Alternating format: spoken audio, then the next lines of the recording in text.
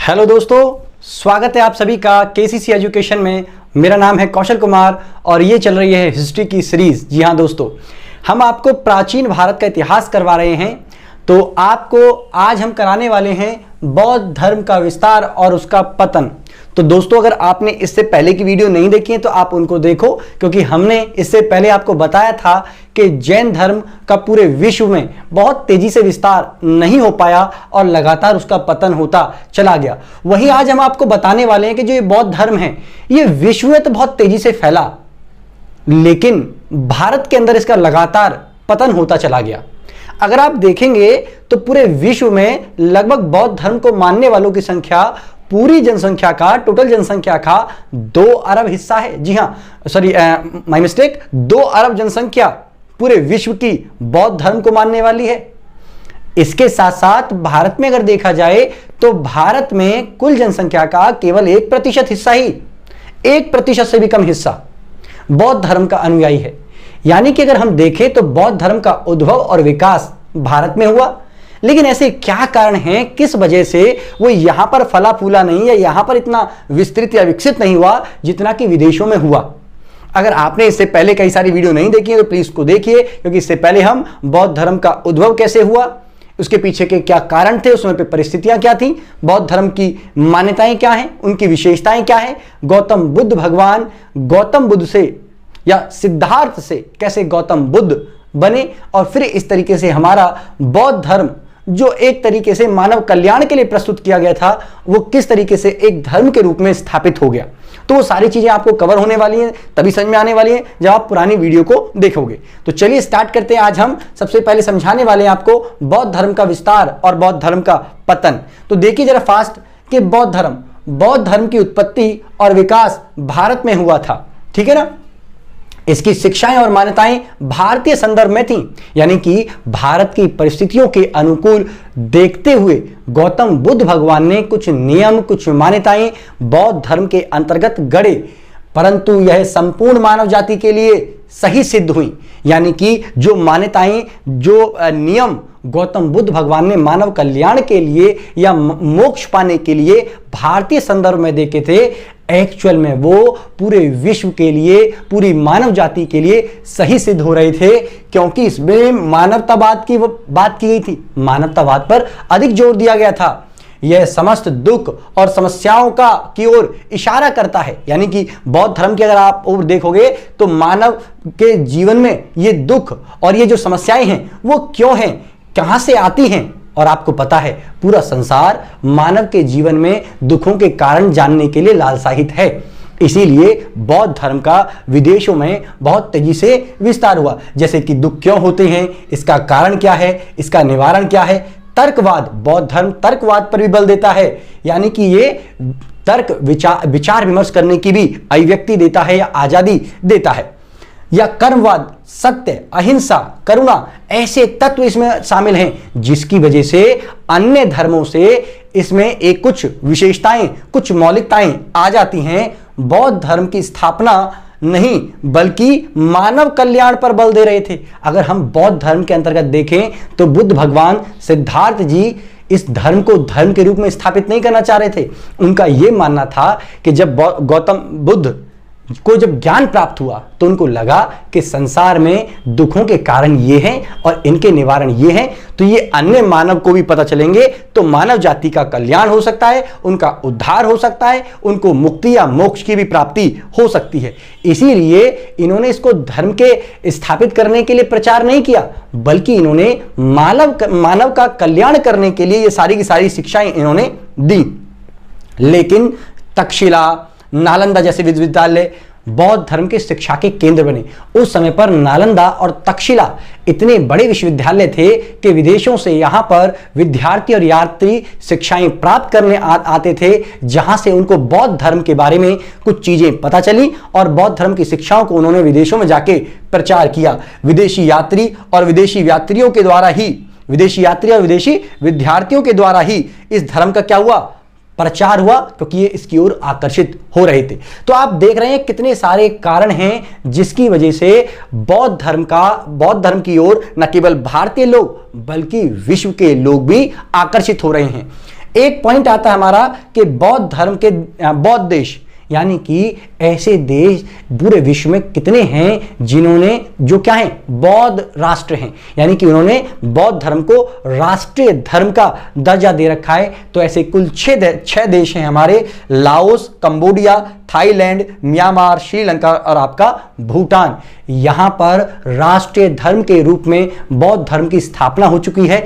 इसके साथ साथ हम आपको बताते हैं कि बौद्ध धर्म यहां पर तो राष्ट्रीय धर्म के रूप में है, लेकिन अन्य देशों के अंतर्गत भी बौद्ध धर्म को मानने वाले लोग रहते हैं। जैसे अन्य देशों में देखा जाए तो मैंने आपको बताया कि 2 अरब लोग ऐसे हैं जो पूरे विश्व में बौद्ध धर्म के अनुयायी हैं। जी हां, 2 अरब लोग, कम नहीं है ये संख्या, बहुत बड़ी संख्या है, बहुत बड़ा आंकड़ा है।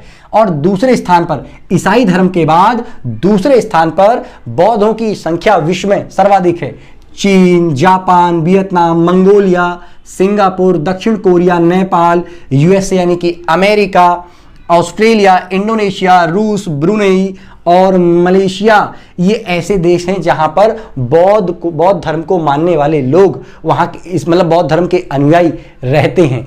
ठीक है, चलिए आगे देखिए कि जब पूरे विश्व में इतना प्रचार है तो भारत में आखिर बौद्ध धर्म की संख्या कम क्यों है? अगर 2001 के आंकड़ों के अनुसार अगर आप देखोगे तो 1% से भी कम भारत में बौद्ध धर्म के अनुयायी हैं। इसमें भी सबसे ज्यादा अनुयायी कहां पर हैं? महाराष्ट्र में। महाराष्ट्र में क्यों है सबसे ज्यादा? डॉक्टर BR अंबेडकर की वजह से। आप सभी को पता होगा कि डॉक्टर BR अंबेडकर ने आगे चलकर बौद्ध धर्म को अपना लिया था, जिसकी वजह से डॉक्टर अंबेडकर के जो फैंस थे या उनको मान्यता देने वाले जो लोग थे, उनके चाहने वाले लोग थे, उनका भी बौद्ध धर्म की ओर आकर्षण लाजमी था। और ऐसा क्यों कि सारे के सारे लोग बौद्ध धर्म की ओर भाग रहे हैं? तो गौतम बुद्ध ने, महात्मा बुद्ध ने जातिवाद को खत्म किया, इसका खंडन किया, ईश्वरीय सत्ता, जी हां, ईश्वरीय सत्ता का खंडन किया, मूर्ति पूजा और आत्मा जैसे तत्वों का खंडन करते हुए बताया कि जरूरी नहीं कि आप मूर्ति पूजा करने के बाद ही मोक्ष की प्राप्ति करोगे। ठीक है ना? तो इन्होंने बताया कि जो मानव जीवन में दुख हैं उनका निवारण भी है, समाधान पाया जा सकता है, लेकिन उसके लिए आपको ये कर्म कांडों में लिप्त होने की आवश्यकता नहीं है। इसमें वैदिक धर्म के कर्मकांड शामिल होने लगे। अब देखिए भारत में क्यों ये गायब हो गया? क्योंकि जिनका गौतम बुद्ध ने विरोध किया वही इस धर्म के क्या होने लगे हैं? हमारे तत्व बनने लगे हैं, जिसके कारण मतलब जो बौद्ध धर्म है उसकी मौलिकता का खंडन हुआ और मौलिकता के खंडन के साथ ही बौद्ध धर्म भी लगभग पतन की ओर बढ़ने लगा।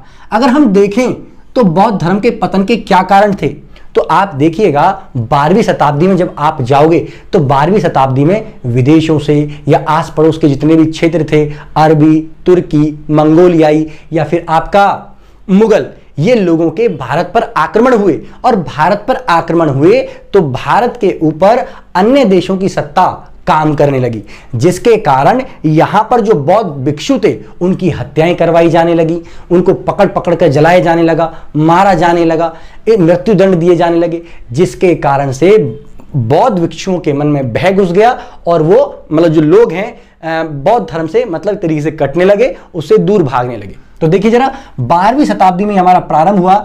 एक सबसे बड़ा कारण कि जो बौद्ध धर्म के मठाधीश होते हैं या इनके जो धार्मिक गुरु होते हैं, वहां पर क्या होने लगा? भ्रष्टाचार होने लगा और विलासिता वाला जीवन प्रयोग, यानी कि बौद्ध भगवान तो साधारण जीवन की सरल भाषा, सरल जीवन पर विशेष बल दे रहे थे, जबकि अब धीरे धीरे बौद्ध धर्म के जो मठ हैं उनके अंदर क्या विलासिता वाला जीवन, भ्रष्टाचार जैसी चीजें शामिल होने लगी। साथ ही यहाँ पे तंत्र मंत्र का और जादू टोने का विकास हुआ, जिसका बौद्ध धर्म विरोध करता था वही प्रवेश हो गया। और अन्य संप्रदाय, आपको पता होगा कि बौद्ध धर्म में भी 2 नए संप्रदायों का जन्म हुआ, जिसके कारण बौद्ध धर्म में ही फूट पड़ गई, तो फिर लोगों का विश्वास इस पर से कम हो गया। आगे देखिए तो वैदिक मान्यताओं का प्रवेश, यानी कि जिन मान्यताओं का खंडन गौतम बुद्ध ने किया था वही मान्यताएं अब, यानी कि पूजा पाठ, जादू टोना, कर्मकांड, हवन, यज्ञ, ऐसी चीजें बौद्ध धर्म के अंतर्गत प्रवेश होने लगी, जिसके कारण इस धर्म का मतलब वैल्यू कम हुआ या पतन होना प्रारंभ हुआ। वैदिक धर्म का संरक्षण होने लगा और इसमें सुधार। अब वैदिक धर्म के अंदर कुछ ऐसे लोग उभर कर आए जो वैदिक धर्म में सुधार लाने का प्रयास कर रहे थे। यानी कि जो वैदिक धर्म के अंतर्गत वर्ण व्यवस्था थी, ऐसे कर्म कांड थे, उनको थोड़ा सा खंडित करके वैदिक धर्मों में सुधार लाने का प्रयास कर रहे थे और उनका समर्थन कर रहे थे, जिसके कारण अन्य धर्म जो प्रतिस्पर्धा से बाहर हो गए थे, अब वो अपने चरम पर चलने लगे और बौद्ध धर्म लगातार नीचे गिरने लगा। शंकराचार्य यानी कि शंकराचार्य विवेकानंद ने, शंकराचार्य ने, ये महान व्यक्ति हुए हैं, दार्शनिक हुए हैं, जिन्होंने वेदों की ओर लौटो का नारा दिया। तो इस तरीके से मतलब विवेकानंद जी ने नारा दिया था वेदों की ओर लौटो। तो ये नारा देने के बाद लोगों का आकर्षण वेदों की ओर और बढ़ा। तो हमारा एक तरीके से बौद्ध धर्म पर प्रभाव पड़ना ही था। तुर्कियों का, मंगोलों का आक्रमण हुआ और बौद्ध भिक्षुओं की हत्याएं भी हुई, जिसके कारण हमारा बौद्ध धर्म का क्या हुआ, समापन हुआ या पतन होता चला गया भारत के अंदर लगातार। अब हम ये देख लेते हैं कि क्या बौद्ध धर्म का हमने विस्तार देख लिया, पूरे विश्व में कैसे हुआ, पतन भी देख लिया, क्या वर्तमान समय में प्रेजेंट टाइम में भी बौद्ध धर्म की उतनी ही वैल्यू है जितनी पहले थी, या क्या क्या मान्यताएं हैं, या क्या आज के समय में इसकी कितनी प्रासंगिकता या महत्व वर्तमान समय में देखा जा सकता है, उसको भी थोड़ा देख लेते हैं। तो बौद्ध धर्म की प्रासंगिकता के ऊपर बात करें तो यह सत्य और अहिंसा पर बात करता है। हमारे गांधी जी ने सत्य और अहिंसा के आधार पर ही भारत जैसे राष्ट्र का निर्माण करने में योगदान दिया। तो इसका मतलब ये, और इसीलिए भारत आज इतना फल फूल रहा है, नहीं तो अन्य देशों का हाल आप देख लीजिए, अतिवादी होने का हाल क्या होता है। लेकिन गांधी जी ने सत्य और अहिंसा जैसे तत्वों को शामिल करके इस राष्ट्र का निर्माण करने में महत्वपूर्ण भूमिका निभाई, जिसके कारण क्या है, जिसके कारण हमारा देश इतना आगे तरक्की पर जा रहा है। और वही तत्व हमारे बौद्ध धर्म के अंदर मिलते हैं। तो इससे हमको पता चलता है कि वर्तमान समय में भी बौद्ध धर्म की प्रासंगिकता है। सामाजिक समानता, जिस पर हमारा संविधान की प्रस्तावना में मूल रूप से इसी चीज पर जोर दिया गया है, समानता के ऊपर, तो समानता है। और कर्मवाद और आपका मानवतावाद, यानी कि हम जनता का कल्याण ही तो करना चाह रहे हैं विभिन्न माध्यम से, हमारे संविधान के माध्यम से, सरकार के माध्यम से, लोकतंत्र के माध्यम से मानव कल्याण ही तो चाहते हैं, और यही मानव कल्याण हमारा बौद्ध धर्म चाहता है। तो वर्तमान समय में इसकी प्रासंगिकता बढ़ जाती है। चोरी ना करना, धन का संचय नहीं करना और व्यभिचारी ना होना। व्यभिचारी ना होना मतलब एक तरीके से बुरे कार्य ना करना, उनसे परहेज करना। तो इस तरीके से हम देख सकते हैं कि बुद्ध धर्म की वर्तमान समय में भी काफी प्रासंगिकता है। तो ये था हमारा बौद्ध धर्म का विश्व विदेशों में कैसे विस्तार हुआ, प्रचार हुआ, और आपका कैसे इसका पतन हुआ, और इसकी वर्तमान समय में क्या प्रासंगिकता है।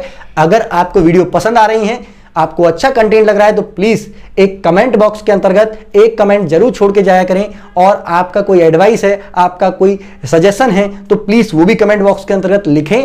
मिलते हैं आपको नेक्स्ट वीडियो में, तब तक के लिए थैंक यू। जय हिंद, जय भारत।